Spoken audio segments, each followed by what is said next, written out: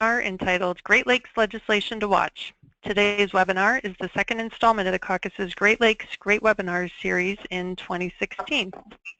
Here is the agenda for the hour. I'm Lisa Hanaira with the Council of State Governments Midwestern Office. I staff the caucus and I'm managing the logistics for today's webinar with assistance from Tin Anderson and Caitlin Ty. This afternoon, we'll hear from Caucus Chair, Wisconsin Representative Corey Mason, who will introduce the topic and our featured speaker. After the featured presentation, we'll hear from members of the caucus's executive committee about Great Lakes-related bills and programs in their jurisdictions. We'll wrap up then with a few announcements related to upcoming caucus events and activities. I'll start with a few housekeeping items, including some instructions to help attendees understand how to interact with the speakers and with each other. First, this webinar is being recorded, and the recording will be posted later today on the GLLC website.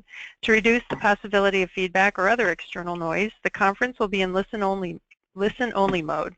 After the presentation, I'll open up the line for questions. If you have a question, please let me know either by typing in the GoToWebinar Questions pane or by clicking on the hand icon to raise your hand. If you accidentally click on the button to raise your hand, just click it again and it'll turn off. Here's an image of what the control panel looks like with the questions pane, hand icon, and audio pane, where you'll find your audio pin for telephone. The control panel is set to auto hide, so to expand it, click on the orange button with the arrow icon. If you'd like to ask a question, please make sure to enter your audio pin. And remember that if you're calling in but aren't connected to the video component, I won't be able to unmute your line. If that's the case, or if you're having difficulty operating any of the webinar controls, you can email questions to GLLC@csg.org, and I'll relay your question to the speaker. Now I'll turn over the floor to the chair of the Great Lakes Legislative Caucus, Wisconsin Representative Corey Mason. Thanks, Lisa. Can everyone hear me okay? Yes. Yes. Great. Well, good afternoon, everyone, and thanks for joining us today. Before we get to our featured presentation, I wanted to share just a little bit of information about the Great Lakes Legislative Caucus for those of you who may be new. As many of you know, the GLLC is a binational and nonpartisan group of state and provincial lawmakers from the Great Lakes region, with members from 8 U.S. states and 2 Canadian provinces that call the Great Lakes home. The organization has 3 primary goals: to facilitate the regional exchange of ideas and information on key Great Lakes issues, to strengthen the role of state and provincial legislators in the policy-making process, and to promote the restoration and protection of the Great Lakes. I chair the caucus, and my colleague, Michigan Senator Darwin Bohr, is the vice chair. I encourage all legislators who are interested in the Great Lakes issues but are not currently members of the caucus to join. You can join by sending an email to GLLC@csg.org, and Lisa will send you the information on how to join. The most frequent misconception we get from people who are asking about joining is cost. There is no cost to become a member, only benefits. So there's no fee involved in becoming a member of the caucus. Now let's turn to the subject of today's webinar: key Great Lakes funding and legislative issues in Washington, D.C. and on our own states and provinces. As many of you know, our caucus tracks federal, state, and provincial bills on Great Lakes via its legislative trackers, which can be found at greatlateslegislators.org. I encourage you to look at those trackers when you have the chance.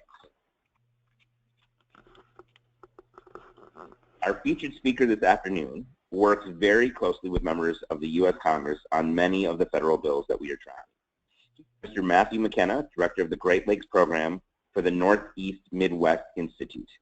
Based in Washington, D.C., the Institute is a nonprofit, nonpartisan research and policy organization that promotes the economic vitality, environmental quality, and regional equity for 18 northeastern and midwestern states.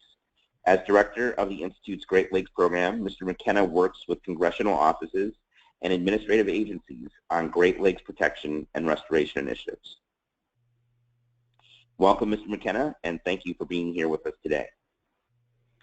Thank you, Representative Mason. I'm very happy to be here with all of you today, and I hope that my brief presentation will be helpful to you as you move forward with all the great work that everyone on this call does in the region.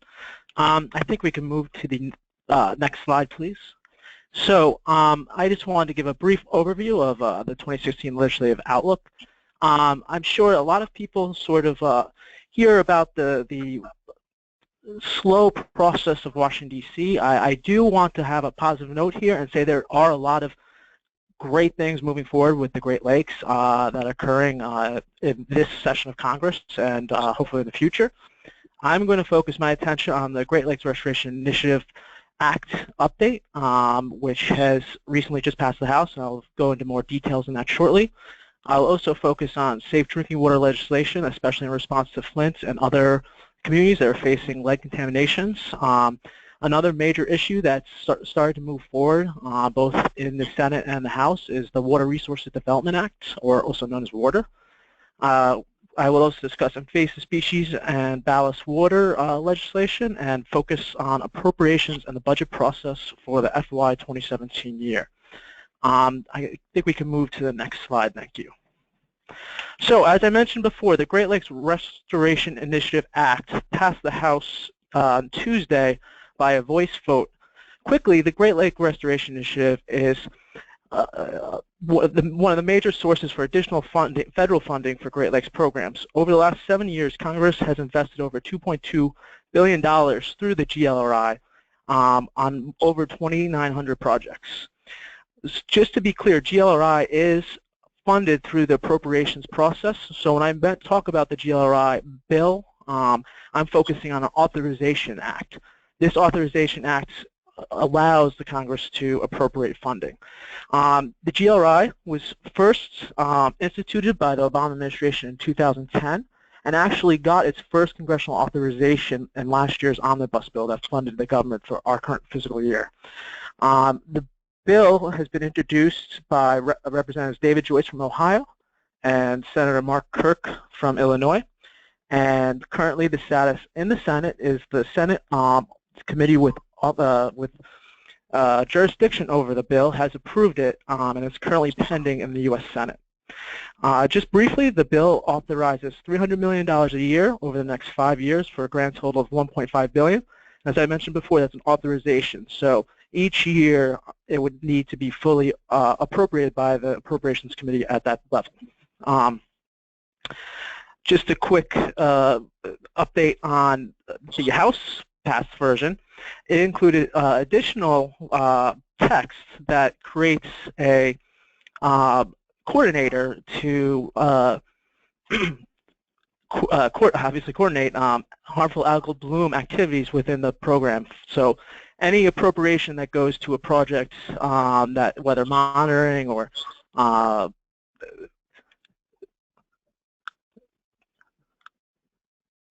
that focuses on harmful algal blooms would be, the coordinator would be focused on making sure that any federal agency involved in these activities are working together. Additionally, in the Senate bill, I have mentioned that it was currently pending on the Senate floor. The most recent news is the Senate Environment and Public Works Committee included the GLRI language in their WRDA bill. So even if the bill is unable to move by itself on the Senate floor, there's a very strong chance that if the WRDA bill is able to move forward in the U.S. Senate, that the GLRI would be included in that. You can please go to the next slide. Thank you. Another major issue that's currently pending in U.S. Congress are matters regarding safe drinking water. The water crisis in Flint has obviously made safe drinking water a national issue and something that members of Congress have been focused on very strongly. I've provided a list of a couple of the bills that have been introduced in the U.S. Congress. Only one of these bills has actually been passed by the U.S. House. H.R. 4470, which was introduced by Congressman Dan Kildee from Michigan and Fred Upton from Michigan, would require EPA to provide timely notice anytime that elevated lead levels were found in a water system. The bill was passed by the House and is yet to be acted on in the Senate.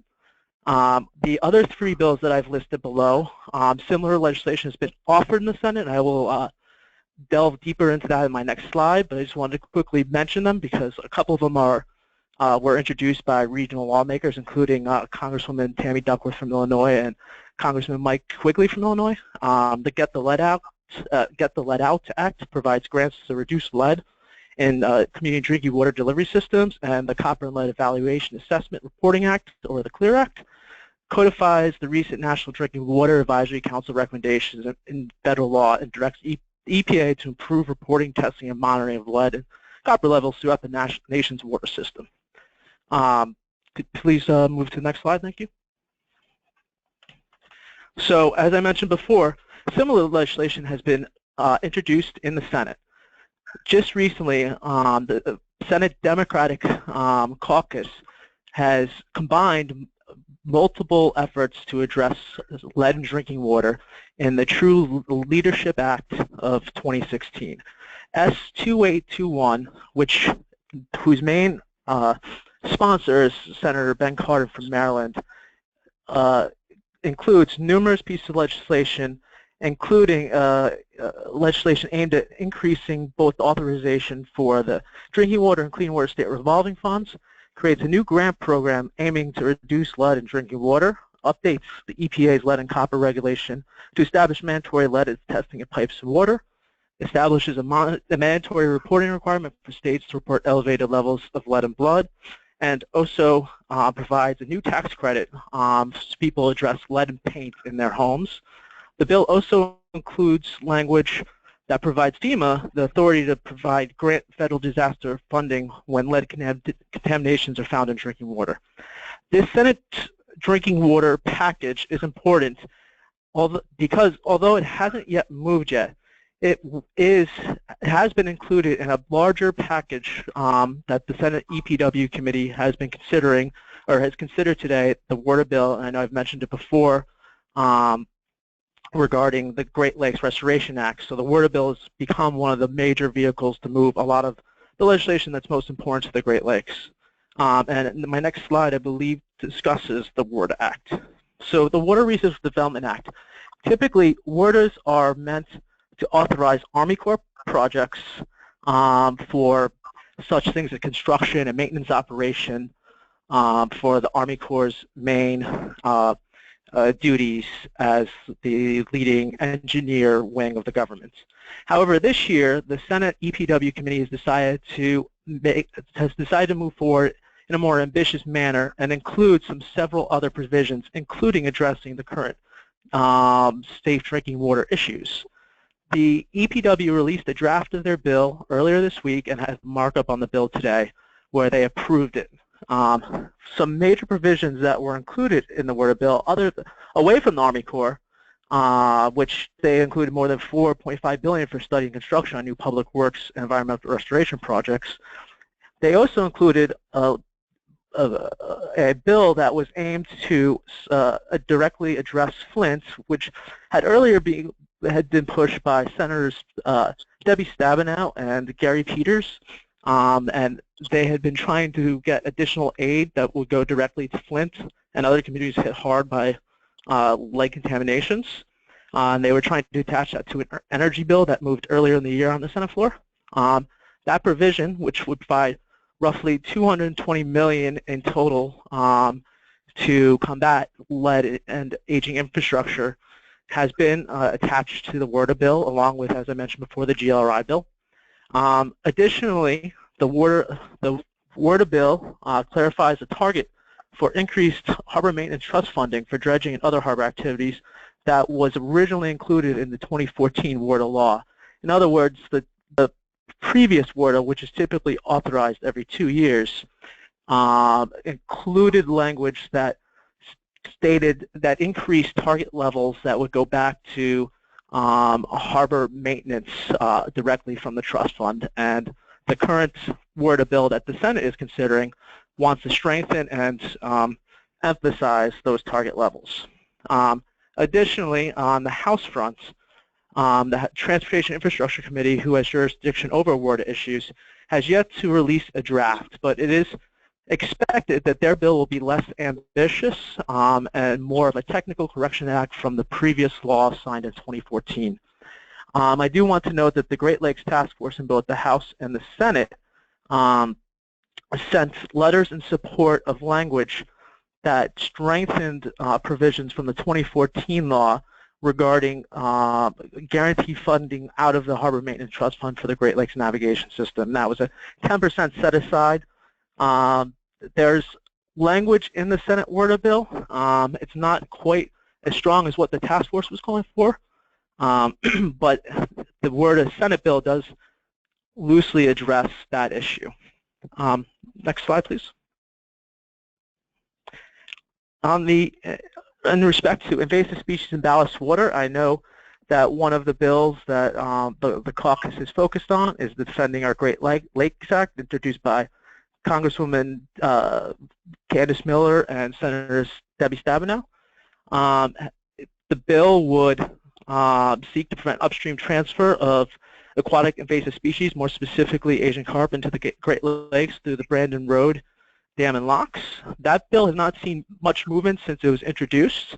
However, on the Asian carp front, I do want to bring up that there have been some recent activities through the Asian Carp Regional Coordinating Committee, and they were just here in D.C. this week because they released their 2016 Asian Carp Action Plan. I'd be more than happy to provide any details and the actual action plan to anyone that needs it, and I'll provide my email for that after the presentation.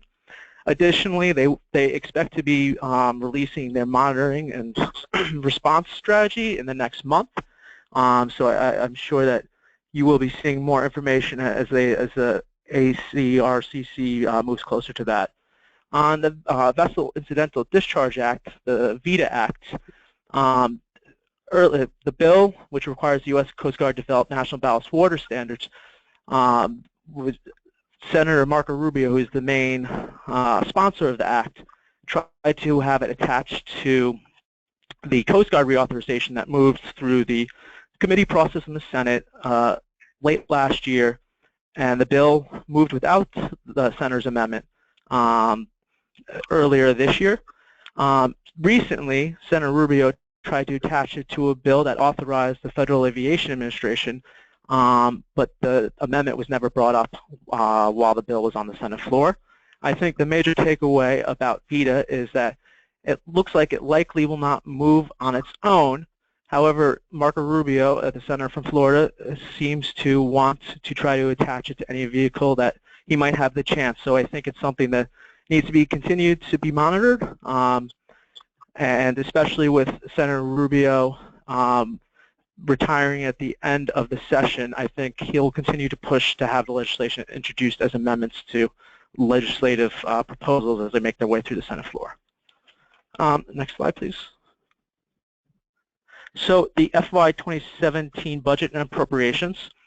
The Bipartisan Budget Act of 2015 included the top-line spending levels that were to be used for FY 27. However, therefore making a budget resolution not as, I guess, important as in the past. But the Budget Committee did move forward with the budget resolution in March, but the House leadership decided to pull it from the floor schedule because they realized that the support wasn't there. Certain conservative groups felt that the spending levels that had already been agreed to in 2015, in the fall of 2015, were still too high and wanted them reduced, while other members of the Republican caucus wanted higher spending on defense programs. So Speaker Paul Ryan is currently looking to move the appropriation bills without having a budget resolution pass the House, but he has said he wants full support. He wants support of 218, or a pure majority of his caucus, before he can move forward with that. That being said, the House Appropriations Committee has moved forward with starting to mark up their bills, and so the appropriation process is in full swing here on the House side. The Senate has actually already started and moved bills to the Senate floor, and this week they had been working on the Energy and Water Appropriations Bill for FY 2017. And I'll discuss that a little bit more about that in 2 more slides. Next slide, please. There has been a desire to move back to normal order in the appropriations process here in Washington, D.C. Both the House and Senate leadership are aiming to pass all 12 bills separately this year. However, because of the election year, time is of the essence, so it's becoming increasingly unlikely that this will be possible for Congress to do. just so you know, the House obviously has not even brought a bill yet to the floor, and the Senate is currently right now possibly stuck on the first bill that they've brought to the floor. So at the end of the day, it is likely that Congress will have to come back in September, which will be a short legislative month anyway because of the upcoming election in November. So it becomes increasingly likely that an omnibus will be needed during a lame duck session, and the Congress will have to default again to continuing resolutions to provide short-term funding to keep the government funded. Especially in an election year, it's very unlikely that Congress will allow government funding to lapse at any point. Next slide, please. As I mentioned, the Senate has been taking up the Energy and Water Appropriations Bill. The House has also reported their bill. Just quickly, a couple points of interest are the House bill funds the Harbor Maintenance Trust Fund at $1.263 billion. The Senate funds it at $1.3 billion. The administration in their budget for FY17 had requested approximately $950 million, so both the House and Senate have provided significant increases to the funding for the trust fund. Both the House and Senate bills include language that authorize activities to prevent the advancement of Asian carp into the Great Lakes, especially through GLMRS, including some focused appropriations for the continued study. Both bills include language that would prohibit the use of funds for open lake placement of dredged materials in Lake Erie specifically. And both bills call to increase the funding for the Great Lakes Navigation System, and both bills provide continuing funding to operate the barriers at the Chicago Sanitary and Ship Canal regarding the Asian carp and aquatic invasive species. Next slide, please. A couple other bills that I wanted to bring to your attention today include the Safe Pipes Act and the Pipeline Safety Act, the Pipes Act and the Pipeline Safety Act of 2016. The Safe Pipes Act, which was introduced in the Senate, was passed a couple weeks ago. About a month and a half ago. The bill authorizes the Pipeline and Hazardous Materials Safety Administration and seeks to improve pipeline safety. In the House, two committees actually have jurisdiction over pipe issues in the Congress, the House Transportation Committee and the House Energy and Commerce Committee. Both bills have recently marked up individual bills and will look to move forward with a bill to the House floor. It is unclear on whether the Transportation Committee's bill will move to the floor or the Energy and Commerce bill will move to the floor, but it is likely that both committee staff will try to make sure that each other are kept in the loop as it's determined which bill to move to the floor. I feel that there's a good chance that legislation will make it to the House floor before the summer recess with the potential to conference the bills and maybe move forward with a final authorization in the fall. The Waterfront Community Revitalization and Resiliency Act, introduced by Senator Baldwin from Wisconsin, was approved this December by the Senate Commerce Committee. The bill seeks to revitalize waterfront communities by supporting efforts to draw water-dependent industries and investments that leverage water sustainability, revitalizing neighborhoods, and enhancing recreation and tourism. I had a quick discussion with Senator Baldwin's staff the other day about this bill. They are hoping to find a Republican in the House to potentially offer companion legislation. So they're hoping that any contacts that stakeholders or people in the region have with their congressional folks, especially in the Republican side of the aisle, that they could talk about the importance of this bill and the importance of it being introduced in the House. Additionally, another bill I wanted to bring your attention is the Great Lakes Fishery Research Authorization Act of 2016 that was introduced by Congressman Mike Quigley and Dan Benishek, Mike Quigley from Illinois and Dan Benishek from Michigan, and the two Michigan senators, Senators Debbie Stabenow and Gary Peters. This bill provides the U.S. Geological Survey and their Great Lakes Center, Great Lakes Science Center in the region, an actual dedicated appropriation or dedicated authorizations for the appropriations process. In other words, currently the Great Lakes Science Center is being funded directly through the USGS's base budget.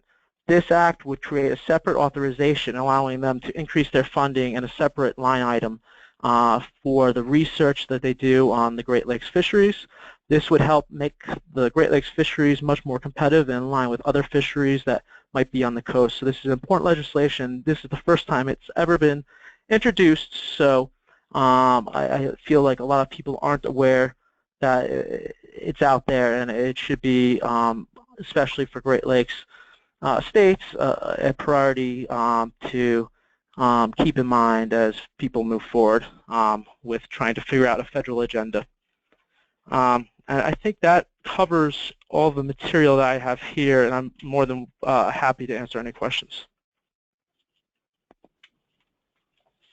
Thank you, Mr. McKenna. We do have time for questions before hearing from Executive Committee about the bills moving through the states and the provinces. If you have questions, please remember to type your question or to click the hand icon to raise your hand. Lisa, do you have any questions in the queue? I don't see any yet, Representative Mason. Okay, well, if I could ask one while we're perhaps waiting, Mr. McKenna. I wonder if you could talk a little bit about the ballast water legislation that you were saying was moving through and where it was. We had taken a position raising some concern about the federal ballast water legislation. Can you remind us all exactly where that is in the process? Certainly, Representative. Like I mentioned before, that there was an attempt to have it attached to the Coast Guard authorization that moved through Congress already. Senator Rubio, who's the lead sponsor, has tried to attach it to other legislative vehicles. Right now, with the Senate floor being as jam-packed as with appropriations and potentially WARDA and some other big-ticket items, it's unlikely that legislation will be able to garner floor time. So Senator Rubio has been pushing to include it in as amendments, and he's been unsuccessful. And the issue he will run into is whether or not it's germane to the bills that he's trying to include them in. So it's something that needs to continue to be monitored, but right now it is its most likely chance of moving through the legislative process in the U.S. Congress would be being attached to another legislative vehicle. Could there be something along in the WARDA line? That's a possibility that Senator Rubio could try to attach the bill to something like that. Do you have a prognosis for the likelihood of the success of that?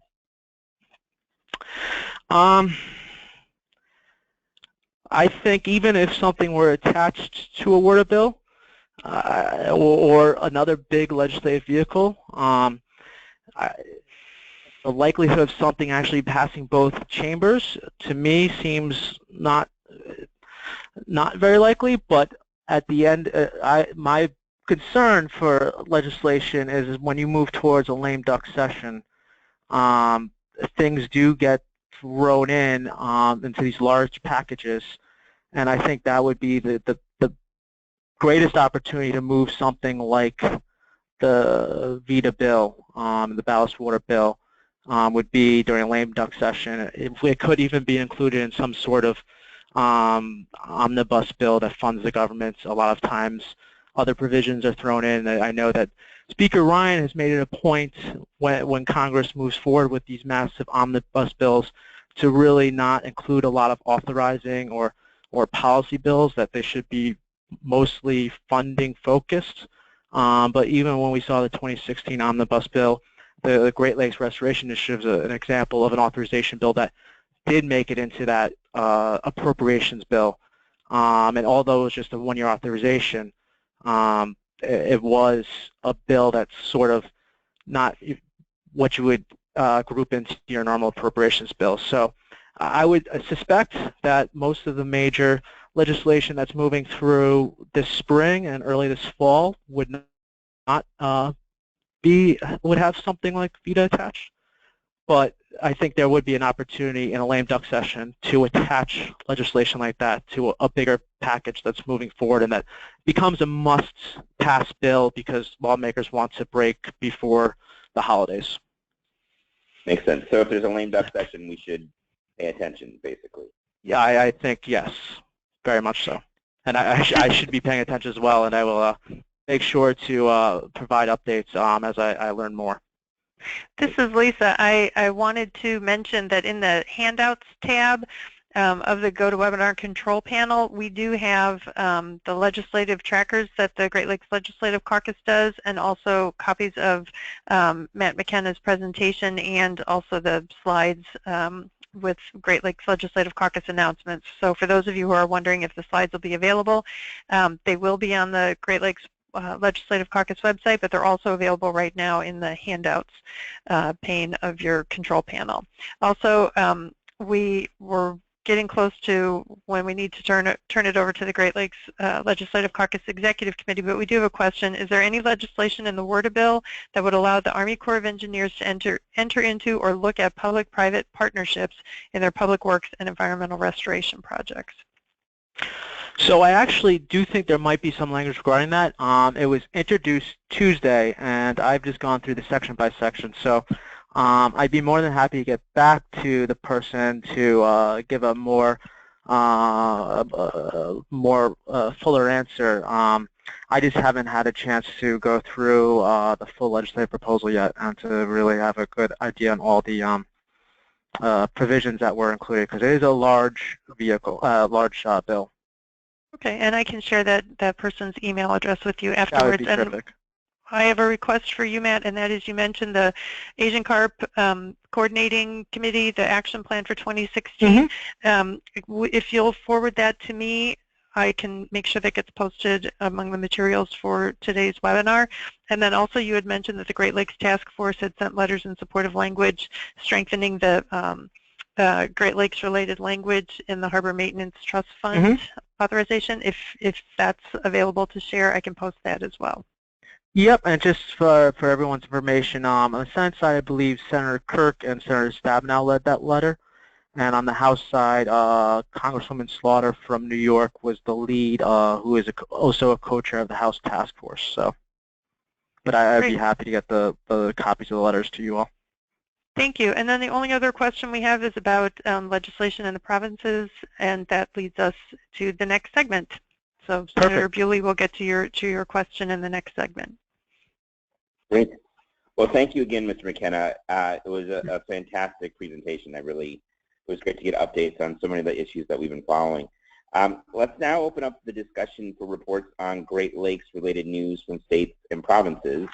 We will start, I believe, with the GLLC Vice Chair, Senator Darlin Boer from Michigan. Senator Boer, are you on? Can you hear me? Can you hear me all right? Yes, okay. we can. All right. Thank you very much. And yes, that was very interesting. Let me first say thank you to our people who came to Michigan to do the our seminar here in Michigan. And we appreciated it very much, and it was very informative, and we had I thought, a good turnout that night. And so thanks for all the hard work that went into that, and we appreciate that. Thank you, Senator Boer. In Michigan, I think one of the main issues that we're dealing with here in water is Great Lakes is aquaculture reform, and there are various bills on both sides of that issue. I introduced the Senate Bill 681 through 683 that would outline very vigorous rigid regulations for net pen aquaculture operations in the Great Lakes here in Michigan, and to limit the number of operations. Also it updates the appropriation laws to reform permitting and application process for aquaculture operations. Similar bills were introduced in the Michigan House under House Bills 5166 through 5168. Senate Bills 526 Jones and House Bill 5255 Bumstead that seek to ban aquaculture in the Great Lakes and the connecting waters. There has been committee hearings on the legislation, but no movement on the bills, on any of the bills.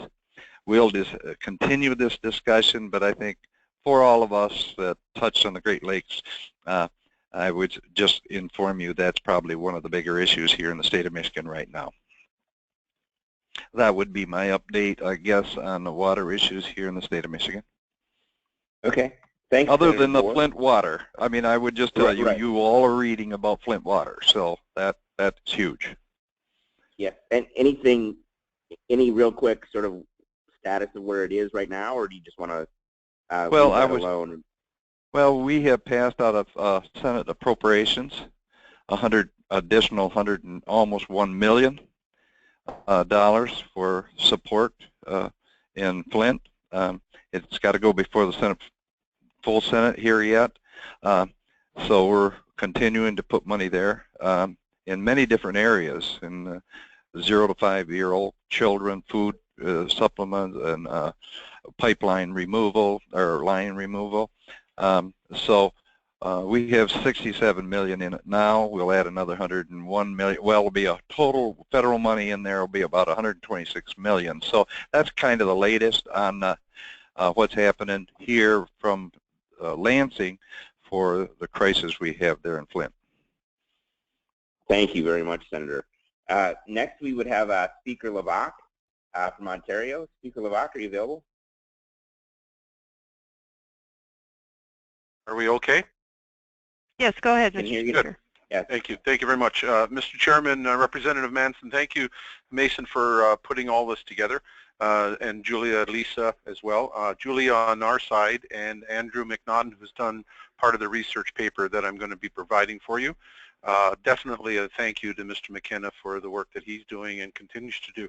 I'm looking in front of the screen here and seeing all these wonderfully touched up photos of us as legislators. They look wonderful. And a very good hello to and bonjour and bienvenue to my friend in Quebec. Guillolette is a friend of mine. So very quickly, recent legislation, I think that's what we were asked to do. The Great Lakes Protection Act, October the 14th of 2015, the legislature passed Bill 66, Great Lakes Protection Act 2015. The key provision of the bill requires the Minister of Environment and Climate Change in the province of Ontario to maintain Ontario's Great Lakes strategy and update it every 6 years. Adopted in 2012, the Great Lakes strategy is a roadmap for how the provincial government will employ a variety of tools and resources and how it will collaborate with the border Great Lakes communities to ensure the Great Lakes waters remain usable for drinking, swimming, and fishing. Other key features of the bill include a provision enabling the minister in consultation with other governments and stakeholders to set targets related to the Great Lakes St. Lawrence River Basin, including targets to assist in the reduction of algae blooms and to prevent loss of wetlands, and also to create a Great Lakes Guardians Council composed of ministers, municipal representatives, First Nations, and Métis representatives, and scientists with a mandate to identify priorities for actions to achieve the bill's objectives. The council has actually held its first meeting in March of this year. And the next piece of legislation is the Invasive Species Act of 2015.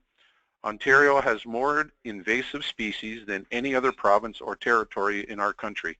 An invasive species of particular concern is the Asian carp, as been noted.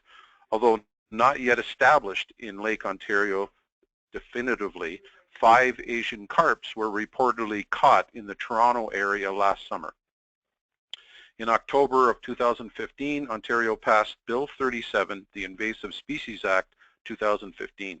When the Act takes effect in November of 2016, Ontario will become the first jurisdiction in Canada with a standalone invasive species statute. Bill 37 employs risk-based approach that considers a full range of threats, costs, and benefits to the environment, society, and the economy, and will establish a legislative framework for prevention, rapid response, and where possible, eradication of invasive species. Last page, the private members' bills, those are bills that are allowed to be entertained by all 3 parties in the province of Ontario. Two of them have been currently in the legislative process of the Great Lakes. Bill 75 is called the Microbead Elimination and Monitoring Act of 2015. When microbeads enter rivers and lakes, they are ingested by various organisms and are therefore our growing environmental concern. Canadians and U.S. wastewater treatment systems need expensive upgrades to filter these small particles. If passed, Bill 75 would prohibit the manufacture of microbeads and the addition of microbeads into cosmetics, soaps, and similar products. Bill 118, an act of the Great Lakes Shoreline Right of Passage Act of 2015. In contrast with the United States, where a legal principle known as the public trust doctrine ensures public access to shorelines of the Great Lakes, the situation in Ontario is legally uncertain. Bill 118 would establish a public right of passage along the northern shoreline of the Great Lakes. And ongoing initiatives and issues, the blue-green algae. Obviously, the caucus is already aware the Ontario signed the Western Basin of Lake Erie Collaborative Agreement with Ohio and Michigan and has a goal of reducing the amount of phosphorus going into Lake Erie. September of 2015, Ontario with Lake Erie, states of Ohio, Michigan, New York, and Pennsylvania released a joint action plan to reduce nutrient loadings to Lake Erie. Ontario's commitments under the plan to address excessive nutrients and algae blooms will be incorporated into the implementation through the Domestic Action Plan for Lake Erie being developed by Ontario and the Canadian government. Finally, there's two issues that we believe that do have an impact on the United States, and that is the City of Waukesha water diversion. As the member of the regulatory body, Ontario participated in the regional review process, the government technical assessment of the application, identifying concerns including what qualifies geographically as a straddling county and inadequate details in assessment of the potential cumulative effect on the proposed water diversion of the Great Lakes water quality. And finally, OPG's plans for the deep geological repository. This topic is of interest beyond Ontario's borders. The Ontario Power Generation plans to build a deep rock nuclear waste storage facility at the Bruce Nuclear Plant in Kincardine, Ontario. It has stirred some controversy on both sides of the border due to the proximity of Lake Huron.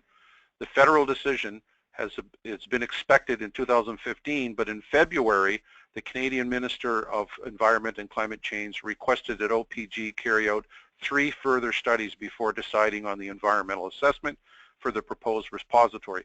Ontario does not have legal standing. Ontario is on the lead with talking to the federal government in allowing what happens with nuclear waste. The areas for further study following the alternative locations for the project, cumulative environmental effects of the project, and update a list of the mitigation commitments that each identified adversely affected. OPG is committed to completing these studies by the end of 2016. And there, Mr. Chairman, is my report. I'll make it available upon request and to put it on the website.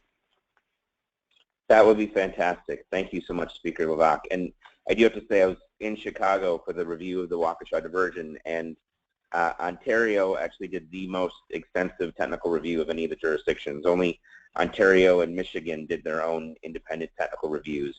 That's correct. But Ontario's came in 4 3-inch binders. It was very thorough and raised a number of excellent questions. So so your province gets the gold star for doing its homework on this really important process for Canadians. So thank you very much for your jurisdiction and the work that you've done.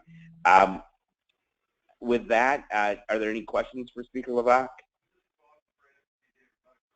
If not, we'll move on to Quebec and have MNA Guy Ouellette give the presentation. Guy, are you available? Yes, I'm available. I don't know if you hear me well. Yes, just fine. Okay, so I'm pleased to be with you. Thank you, Dave, for all these beautiful comments. Yes, you're still my friend. And Mr. Chair, I'm very pleased to join you, and I hear all these beautiful comments that you have on Ontario side, so I hope that you will have the same comment for the Quebec guys. First subject, Canada-Quebec Accord for the joint management of petroleum resources in the Gulf of St. Lawrence. We have to update you on that. On June 11, 2015, Bill 49 was an act to implement the accord between the Government of Canada and the Government of Quebec for the joint management of petroleum resources in the Gulf of St. Lawrence. Was introduced in the National Assembly, and the mirror legislation was introduced in the House of Commons 1 week later. Since then, Bill C-74 in Ottawa died on the order paper after the Canadian Parliament, as you all know, go under election, and no new bill was introduced. So we're waiting for the federal to move on with our Bill 49 regarding that. I just have to remind you that this accord was signed on March 24, 2011, so we just passed the 5-year mark. It's established a transitional phase for the management of petroleum resources aimed at regulating oil and gas activity in the Gulf of St. Lawrence. Second subject is the maritime strategy. Quebec government released its maritime strategy in June 2015. We expect to have public and private investment of approximately $9 billion by 2030. Maritime strategy seeks also to develop the potential of the St. Lawrence River and its estuary in the context of growing international trade. On March 3rd this year, the government announced an investment of $300 million to implement industrial port zone. The zone will mean easier access to North American and international market for the company that set up operation there. And as you all know, for those of you who were in Quebec City for the visit, everything is passing in the estuary in Quebec City. So that maritime strategy, it's a good deal, and it's also a good strategy to open the St. Lawrence River to the European well. Drilling and construction of an oil port in Cacouna. In November 2015, the TransCanada company announced that has shelved its plan to build an oil port in Quebec for Energy East pipeline project. In April 2015, it has announced that it was abandoning the project in the St. Lawrence estuary of Cacouna due to the presence of beluga nursery in the sector. More recently, in February 2016, TransCanada also abandoned its project to set up a pumping station at Saint-Honoré de Témiscouata, who's about 100 kilometers north of Cacouna, going in the open sea. The station was no longer needed because the Cacouna oil port project has been canceled. We have to talk about Energy East pipeline project. So TransCanada continued to pursue its Energy East pipeline project. If it gets approval from the National Energy Board, the federal authority with jurisdiction in these matters, the pipeline will run through 7 provinces from Alberta to New Brunswick. In June 2015, Quebec government mandate the BAP, who's had hearing regarding environmental review board, to study the issue related to the pipeline route through Quebec. Last February, the BAP announced that its report will include an assessment of the CHG emission resulting from the production of the oil carried by the pipeline. The first round of consultation on the Energy East pipeline project began in March 2016. These hearings were devoted to study the issue that fall within his mandate, including an oil spill potential impact on drinking water supply and other possible oil spill scenario. Second round of consultation has been suspended for the moment. In March 2016, the Quebec government applied for an injunction to force TransCanada to comply with the Quebec Environment Quality Act and file a project notice for the Energy East pipeline. Later in March, Superior Court rejected a request from TransCanada to stop legal action taken by the environmental group to ensure the project compliance with the Quebec regulation. The court also ordered that the legal proceeding instituted by the environmental group be merged with those of the Quebec government to force TransCanada to comply with Quebec Environmental Quality Act.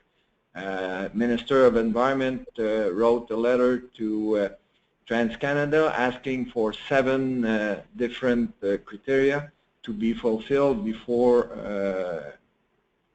going further on that. Last week, on April 22nd, TransCanada has accepted to comply with the Quebec Environment Quality Act and will submit an environmental impact assessment by June 6, 2016. My last point is about Waukesha also. We just have an article in the papers, in the local papers today, mentioning that they may have something going on with Waukesha, and they may add some stuff or reduce what they ask, and we're following that. I also read that the discussion resume within provinces and state regarding Waukesha. A question was asked 3 times at question period in National Assembly by the opposition regarding Waukesha, and the answer of the Quebec Environment Minister was that he's concerned about the situation. He said that he will wait until the application assessment has been completed before commenting further on. So that's it for Quebec, Mr. Chair. And thank you for your attention, and I hope to see you guys in Milwaukee in July. Thank you very much, Mr. Willett. If you wouldn't mind forwarding that article to Lisa or myself, we'd be thrilled to sort of get that information out to the rest of the caucus, and I'd certainly be interested in reading it. Could you tell me if the article is in French or English? That was my other thing. It's in French, but the article was based on an article who was published in the Milwaukee paper this morning. Okay, great. That I can get. Okay, so thank you very much. So then, are there any questions for Quebec before we move on to Indiana? Notwithstanding any questions, then we'll move on to Senator Charbonneau from Indiana. Senator? Can you hear me, Chairman Mason? We sure can. Please proceed. Okay. Thank you. It's been very interesting hearing everything that's going on. We adjourned our session. We're part-time and adjourned on March 10th of this year. As far as the Great Lakes legislation, we did not have anything dealing with specifically with the Great Lakes this year, although we are spending quite a bit of time on water issues in the state of Indiana. For a long time, I think we have taken water for granted and just haven't paid attention to it. And when I've given talks and all, I said we didn't have a good feel for how much we had, who's using it, and how much or how long what we have is going to last. And over the last few years, we have begun to deal with the whole issue and gathering data. And we passed several bills this year that further that effort. One, Senate Bill 347, it does 3 things. And it's all being done through the Indiana Finance Authority, which handles our state revolving fund loans. And we purposely went through the IFA to make sure, or to have a little bit more leverage when we go out and seek information from from water and wastewater utilities. Number one, we're requiring the Finance Authority to prepare a report to the Legislative Services Agency by the end of November, or November 1st, I'm sorry, of this year, that will give us a handle on water loss in every water utility, and that is the difference between the amount of water coming through their treatment systems and the amount that's going out the door and being charged to customers. We know that it's a pretty significant number, and we want to just have a good handle on it before we address it. However, I don't know how we're going to do it, but in 2017. Secondly, we're, again, through the IFA, but going to engage the Indiana Geological Survey to go back and review data back to 1985. All of the data that's been submitted annually by significant water withdrawal facilities, again, to make sure that we have accurate, good data as we move forward. And then the third piece of it is getting a handle on the specific infrastructure needs of every water and wastewater utility in the state of Indiana. We know the number is going to be huge, but and I'm not sure how we address it when the time comes. But again, we're looking to get data to drive any decisions that we make as we move forward. Another bill, Senate Bill 383, does something we refer to as system integrity adjustments. And our system is set up to drive water and wastewater rates as low as possible. That's the job of the IURC, and then we have an Office of Utility Consumer Counselor that also is looking for ways to keep the rates as low as possible for customers. And we're realizing that because of that, we're creating long-term problems for our kids and grandkids because we're not taking care of our infrastructure. And what this bill will do will provide for us, again, system integrity adjustments that will allow utilities for periods of time when their actual revenue drops 2% below the authorized revenue that they've been authorized to collect through going through the IURC process, and for short periods of time collect additional funds. And those additional funds have to be used on infrastructure, so that they can't be used for other things. And the third bill, Senate Bill 257, we dealt with it a little bit last year, but we're dealing with it again, trying to facilitate the process of when there are distressed water and wastewater utilities, to streamline, make it easier for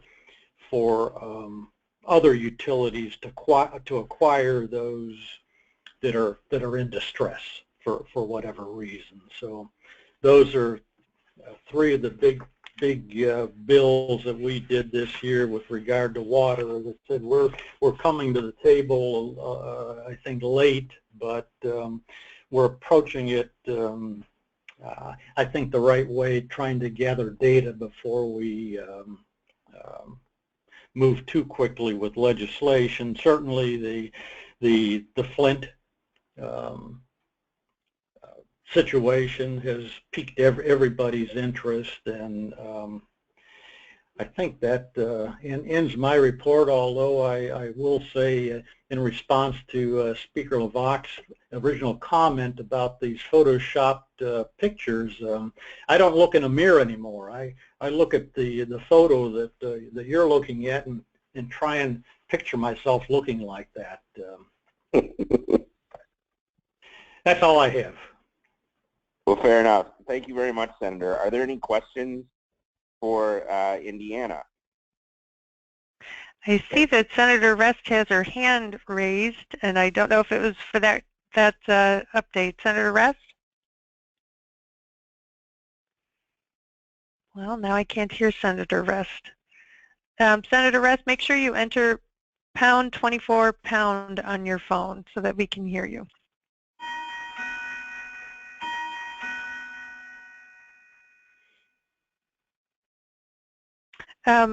Representative Mason, until we can get Senator Rest's line working, I would suggest maybe we can move on to your update. Fair enough. Hope to hear from Senator Rest very soon.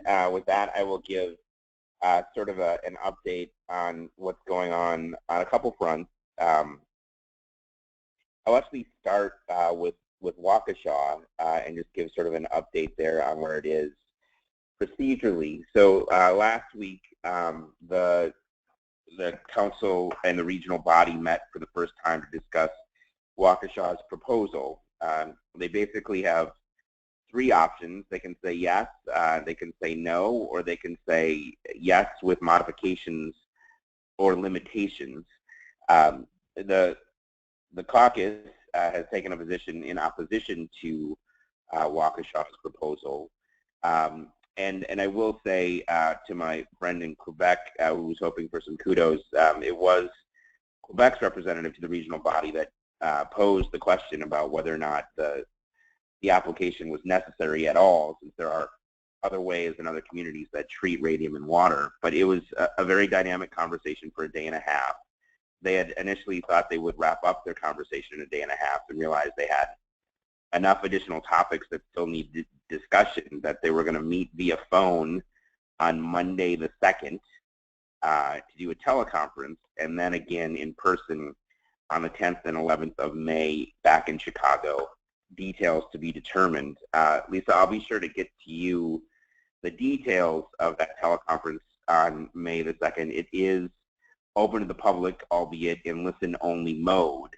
But if people are interested enough and want to hear the details of that, I can certainly let people know where it stands. So that's sort of been the biggest Great Lakes water issue that's been pending here in Wisconsin, and I suspect we will know an answer one way or another by the middle of June is roughly the timeline that the council set up to do its vote that has to reach consensus and be unanimous before it reaches approval.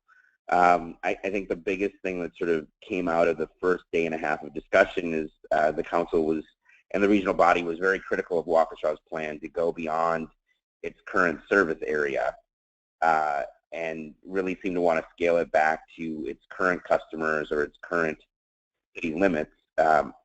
Somewhat disappointing to me was the discussion of the return flow through the Root River and what that would mean for downstream communities, but nonetheless, they've got a lot of issues to continue to cover, and we will probably know by the time we meet in Milwaukee this summer what the answer on Waukesha was, up or down. Like Indiana, what we're finding, which is interesting with water issues around the Great Lakes and broadly, is that we, for a long time in the Midwest, believed that our water resources were infinite and could go on forever. And in fact, this Waukesha issue is sort of a reflection from that. But we're also finding this tension.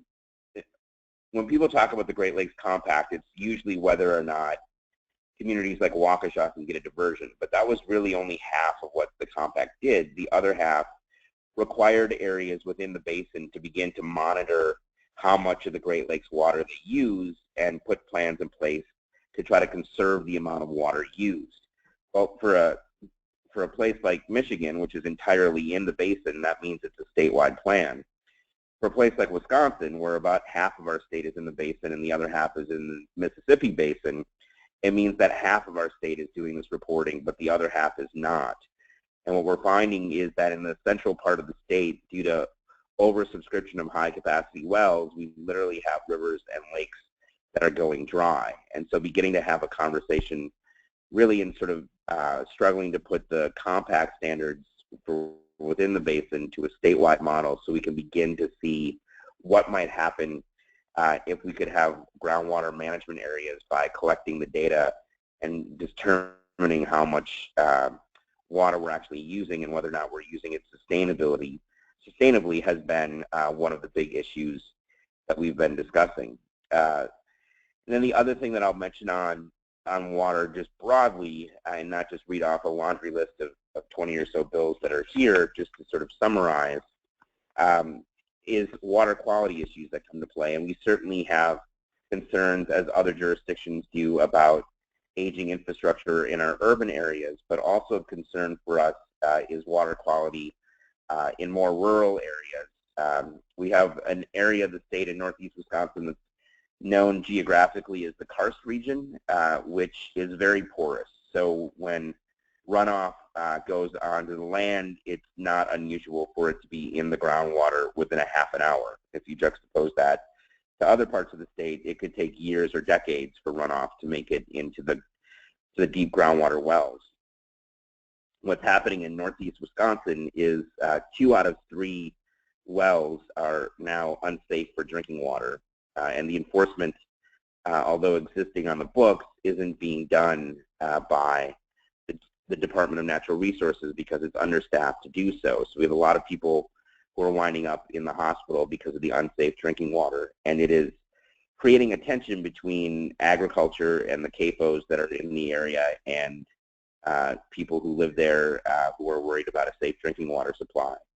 Nobody has a quick and easy answer to it just yet. There's discussion about building out some of these areas into urban water supplies so that they have no longer have to rely on the well water. There's discussion about doing more enforcement, but as Kewaunee County and Door County as well continue to have unsafe levels of bacteria and kids wind up in the hospital, we've sort of resolved that something needs to be done. The something proposed range from additional staff for enforcement to a voluntary reporting process, but nonetheless, the idea still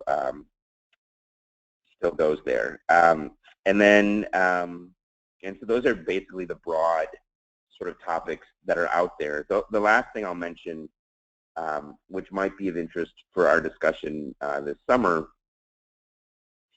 is I recently attended in Toronto for the last 4 days the Great Lakes Economic Forum, which is put together by the Council of the Great Lakes Region, which is really trying to establish the Great Lakes as sort of a mega region economically. So there's some discussion around some of the issues that we typically discuss, but many more issues about just sort of the economy of the Great Lakes, which I found fascinating and interesting. And I think we're going to leave some room for discussion this summer at our meeting about how we want to interact with broad economic trends that affect the Great Lakes and how that fits into our mission and certainly how we want to look at things. So that, in summary, is my report. I have a more extensive one if people would like to see the blow-by-blow of all the water-related and drinking-related issues that are here. But with that, I will turn it back over to Lisa and see if our good friend and colleague, Senator Rest, is available from Minnesota. I believe we'll be able to hear Senator Rest now. Good afternoon, colleagues. Can you hear me? Yes. Yes, we Welcome. can. Great. Hi, how are you guys? It's really wonderful to listen to all of the progress that's being made, and I'm really pleased with what's going on, what seems to be going on, at least at the federal level. With regard to Minnesota, Governor Dayton has proposed over $100 million in bonding projects for water-related initiatives, and we will be taking them up inside the bonding bill on this coming Monday.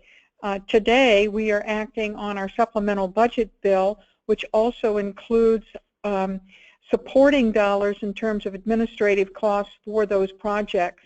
We have $1 million that we have set aside to review the municipal water infrastructure projects that are associated with the governor's bonding recommendations. We're also restructuring our water permit fees. We have asked the Board of Water and Soil Resources to deal with incentives for Working Lands Watershed Restoration Program and set aside $500,000 for them. In addition, $250,000 to initiate development and coordination of the Minnesota River Basin goals and strategies for sediment flow and nutrient reduction. With respect to the Great Lakes itself, we have in this same bill an appropriation of $432,000 from the general fund to staff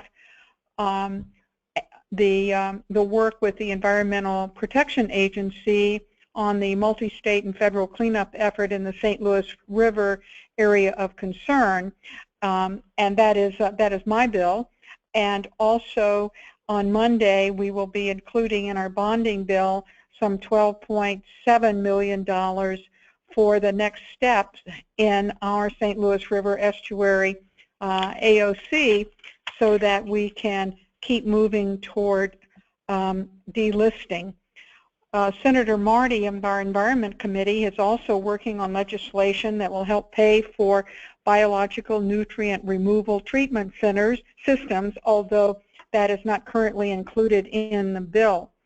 We too have been actually are actively involved in information and dissemination and education about the Waukesha diversion request, and we're very pleased to host on February 3rd representatives from Wisconsin, even in the middle of a snowstorm, at our Capitol to hear their concerns, and notably Representative Mason was the principal speaker at that event. Subsequently, we also met up in Duluth at a meeting sponsored by the Department of Natural Resources to listen to citizen comments.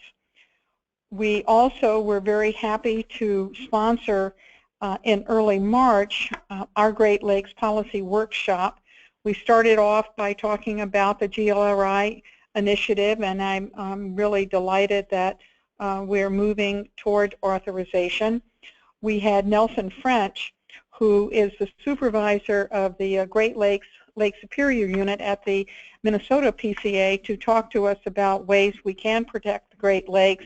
And we also had a discussion of aquatic invasive species in the Great Lakes with Dale Bergeron and Gary Crute leading the discussion. And we talked specifically about the challenges of properly regulating and treating ballast water from cargo ships.